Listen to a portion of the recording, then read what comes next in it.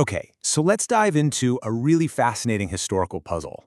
We're going to explore how one very specific time and place, a place you might not expect, gave birth to a message that would literally change the course of human history. So here's the big question we've got to ask. At the time, you've got these two global superpowers, right?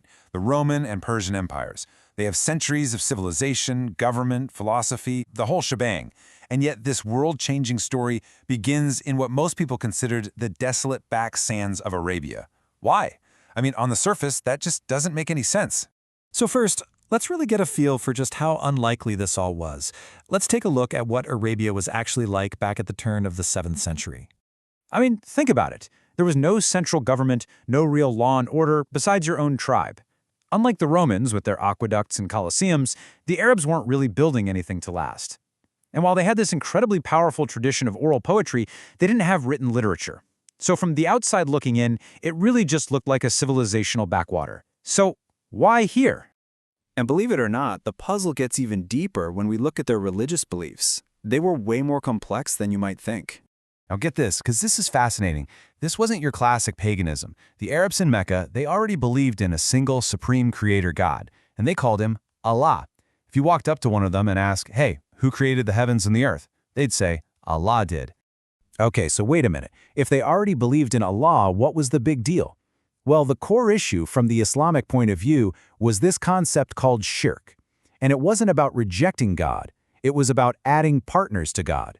You see, they felt that Allah was just too pure, too holy for regular people to approach directly.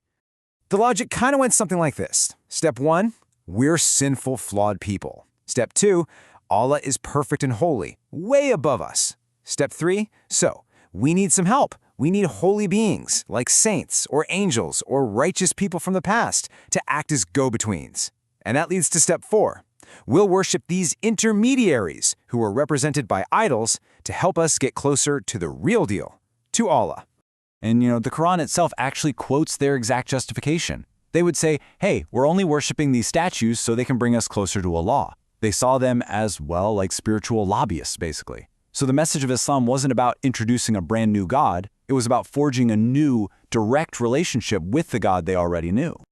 So, what gives? How did this seemingly backward place become the perfect launchpad? Well, it turns out that what looked like Arabia's biggest weaknesses were actually its greatest strategic strengths.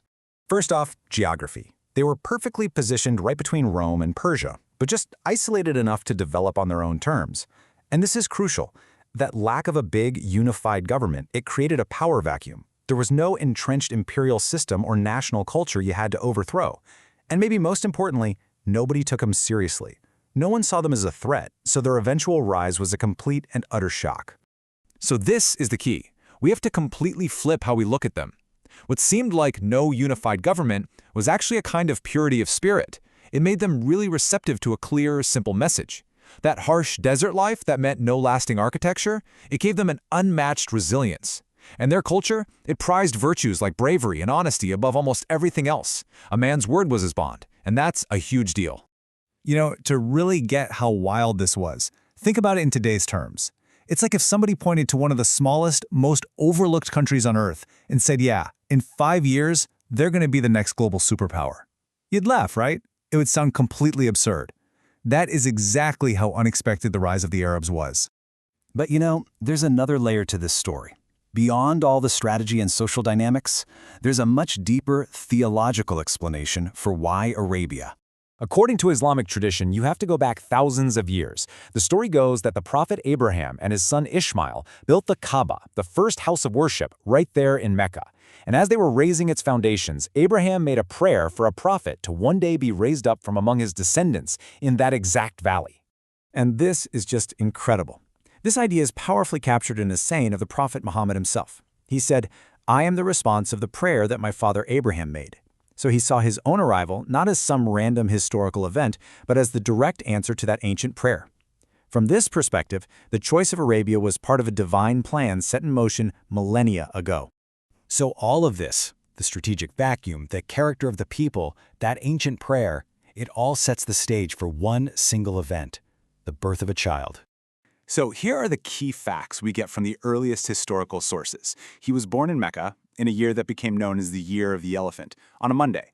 His grandfather named him Muhammad, which was actually a pretty uncommon name back then. And when asked why, he explained that he wanted his grandson to be praised in the heavens and praised on the earth.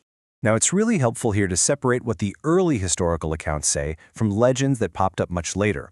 The earliest sources, they describe a pretty normal human birth. His grandfather held a feast for the community, and he was circumcised on the 7th day, which was the custom.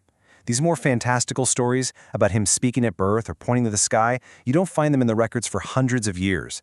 However, there's one miraculous event that's mentioned in an authentic early account, and it's narrated by the prophet himself.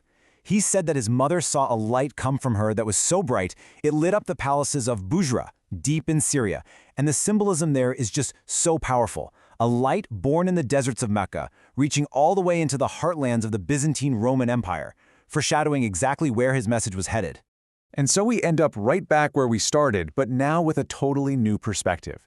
The choice of Arabia, it wasn't an accident. It was this incredible combination of a geopolitical vacuum, a uniquely receptive culture, and a spiritual history that went back thousands of years. The real question to leave you with is this: how did all of those factors come together in the life of just one person to so radically and so rapidly reshape our world?